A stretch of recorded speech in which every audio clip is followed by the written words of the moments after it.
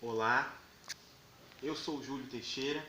Hoje é dia 25 de março de 2020 e eu trago uma mensagem muito específica hoje para você, ex-testemunha de Jeová.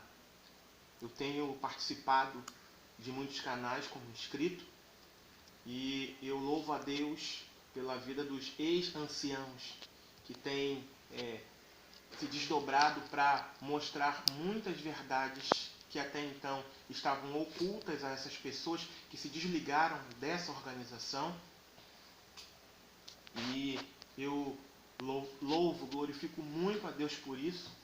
E também tenho observado muitos depoimentos, tá? Muitos depoimentos eu tenho observado, glorifico a Deus, muitos testemunhos de saída da organização. Porém, algo tem me preocupado. E é sobre isso que eu quero falar com você hoje. Muitos têm celebrado a sua saída, mas têm celebrado a sua saída sem que Jesus tenha sido convidado para estar no centro de suas vidas, sem que os ensinamentos de Jesus sejam parte de sua vida depois da saída da organização. E isso é preocupante. Vamos ver? Eu quero deixar uma palavra para você que está lá em João, capítulo 8, versículo 36. Leia comigo, por gentileza. Se, pois, o Filho vos libertar, verdadeiramente sereis livres. Problema? Esse texto que nós acabamos de ler aponta que a verdadeira liberdade está em quem? No Filho. No Filho que liberta. E quem é o Filho que liberta? Jesus. Eu não estou aqui para julgar você. Você pode fazer o que você quiser, que o bem entender da sua vida. Mas como cristão, eu preciso te orientar à luz da Bíblia de que a verdadeira liberdade consiste em viver em conformidade com as Escrituras. E viver em conformidade com as Escrituras é colocar em prática os ensinos de Jesus. Os ensinos da palavra de Deus. É vivenciar isso todos os dias. Então, a verdadeira liberdade não está em ter saído da organização e viver para si mesmo. E fazer o que bem entender. Lembrando que você é livre para fazer qualquer coisa que você quiser. Porém, eu quero deixar aqui também registrado uma advertência. Provérbios capítulo 14, versículo 12, declara o seguinte: há caminhos que ao homem parece direito, mas o seu fim são caminhos de morte. Lembrando, Provérbios 14, versículo 12. Você pode fazer o que você quiser da sua vida. Eu não tenho nada a ver com a sua vida. Né? A sua vida é sua, realmente. Talvez você esteja dizendo isso. Porém, se você entende que precisa de salvação, a salvação somente em Cristo Jesus. Jesus disse: eu sou o caminho, a verdade e a vida. Ninguém vem ao Pai se não for por mim. Então, se não for por Jesus, não há salvação. Só existem dois caminhos. Um que conduz à vida eterna, que está em Cristo Jesus, e o outro que conduz à morte eterna, que consiste em vivermos para nós mesmos, conforme os desígnios do nosso próprio coração. Então, quem escolhe somos nós. Tá bom? Então, eu quero, nesse primeiro tópico, eu falei sobre a pseudo-liberdade, ou seja, a falsa liberdade.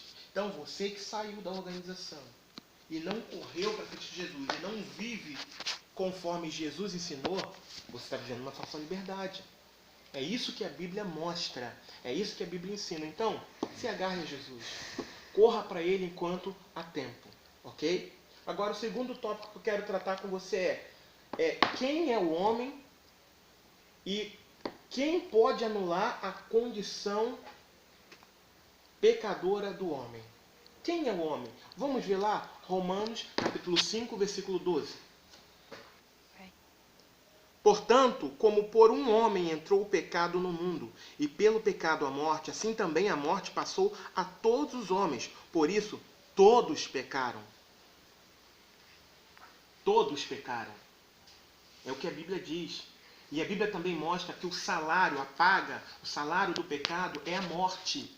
Mas também ensina que o dom gratuito de Deus é a vida eterna. E em quem está essa vida eterna? Em Cristo Jesus. Por isso, nós devemos fazer a nossa escolha. E o meu conselho para você não vem de mim mesmo, mas vem da palavra. Escolha por Jesus. Viva uma vida voltada para Ele. No próprio livro de Romanos declara, porque dele, por ele e para ele são todas as coisas. Glória, pois, a ele eternamente. Amém. Agora, quem é que pode anular a questão de estarmos perdidos por causa dos nossos delitos e pecados? A resposta é Jesus. Romanos capítulo 3, versículo 24, nos dá essa resposta. Vamos dar uma olhada? Sendo justificados gratuitamente pela sua graça, pela redenção que há em Cristo Jesus. Justificação. Sendo justificados gratuitamente pela sua graça, pela redenção que há em Cristo Jesus. Olha o que diz o texto. Primeiro, justificação. Somos culpados. Porém, por causa do sacrifício de Jesus, todo aquele que nele crê é justificado, ou seja, perdoado da sua culpa. A sua dívida foi paga por alguém. Justificação. Graça. O que é graça? Favor imerecido. Eu não mereço, mas Deus faz. E faz por amor. Deus faz. Deus fez por amor. Então nós somos justificados, nós somos perdoados. O pecado que existe em nós, que nos separa eternamente, que nos separaria eternamente de Deus, é retirado. E nós passamos a ser passamos a ser justos diante de Deus. É isso que diz a palavra. Então, Jesus Cristo fez isso. E Ele é o único que pode anular a culpa, a condenação que o pecado infligiu a nós. E agora, o último tópico, o tópico 3, para finalizar,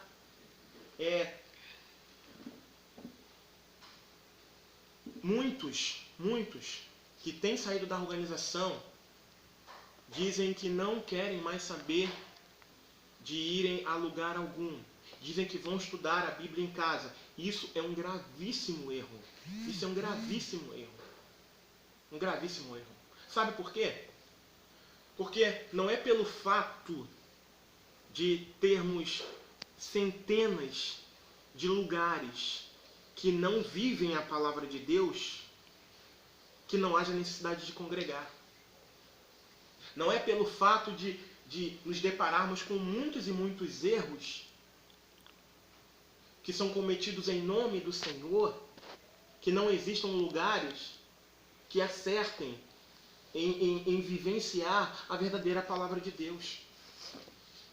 Não é porque a maioria não está vivendo correto, conforme a Bíblia manda, que não existam lugares certos e que você não deva procurar um lugar desse. Veja comigo 1 Reis, capítulo 19, versículo 18. Também deixei ficar em Israel 7.000, todos os joelhos que não se dobraram a Baal, e toda a boca que não o beijou. Também deixei ficar em Israel 7.000, todos os joelhos que não se dobraram a Baal, e toda a boca que não o beijou. Leia também comigo Efésios 5, de 25 a 27, por favor.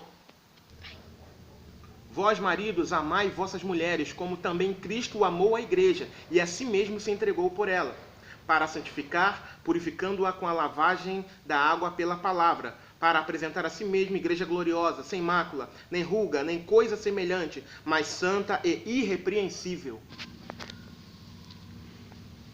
O que esses dois textos representam para nós?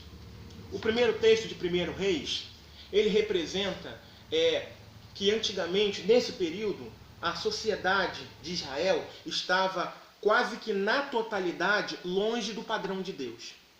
E apenas Elias se achava o único, o único que estava dentro do centro da vontade de Deus. E ele achava isso, ele disse isso para Deus. Mas esse versículo que a gente leu provou para ele e prova para nós que o próprio Deus havia guardado para si, reservado para si pessoas, né? O texto diz aqui 7.000 que não se dobraram diante de outros deuses, diante de Baal. O mesmo se aplica nos dias de hoje. Ainda que, como nós falamos, ainda que existam muitos erros em vários lugares, isso não significa que não existam lugares no qual a palavra de Deus é pregada com fidelidade, é ensinada com fidelidade. E o segundo texto que a gente leu aqui, de Efésios, no capítulo 5, do versículo 25 até o 27, prova para nós que Jesus ele vem buscar uma igreja. Ele não vem buscar uma placa denominacional, não é isso. Jesus vem buscar uma igreja. Jesus vem buscar um povo seu, um povo que não se corrompeu. Assim como Deus havia estabelecido lá no Antigo Testamento, 7.000 que não se dobraram diante de Baal. Deus também, Jesus hoje, ele vem resgatar para viver com ele eternamente um povo que crê na sua palavra, um povo que vive na sua palavra. Então o meu conselho para você, ex-JW, é que você precisa procurar um lugar onde você congregue. Você precisa procurar um lugar onde você seja edificado. Você precisa procurar um lugar onde você seja ensinado, seja instruído a viver conforme a vontade de Deus. Porque esse foi um estabelecimento do próprio Jesus. E o Jesus virá buscar uma igreja dessa forma. Não uma placa denominacional. Não esse monte de erros que a gente vê por aí. Mas Jesus vem buscar uma noiva limpa, adornada e que foi instruída corretamente. Então, esse é o meu conselho para você nessa tarde. Não deixe de congregar. Lembrando, não é porque existem milhares de lugares que vivem no erro, não significa que você e eu não precisemos congregar. Pelo contrário, precisamos sim congregar. E se essa mensagem tocou no seu coração, eu quero convidar você. Faz contato comigo para que nós possamos te ajudar, para que nós possamos te orientar da melhor forma possível. Porque ainda existem lugares onde a liderança está preocupada não com o seu bolso. A liderança não está preocupada com venda de indulgências. A liderança está preocupada em pregar a palavra de salvação. Jesus disse, eu sou o caminho, a verdade e a vida. Ninguém vem ao Pai a não ser por mim. Então, creia nisso em nome de Jesus. Muito em breve Jesus virá e virá buscar o seu povo. Aqueles que se renderam diante dele, aqueles que o tinham não apenas como Salvador, mas também como Senhor. Lembre-se disso. Jesus disse, aquele que quiser vir após mim, negue-se a si mesmo. Tome a sua cruz a cada dia e siga-me. Esse é o Evangelho.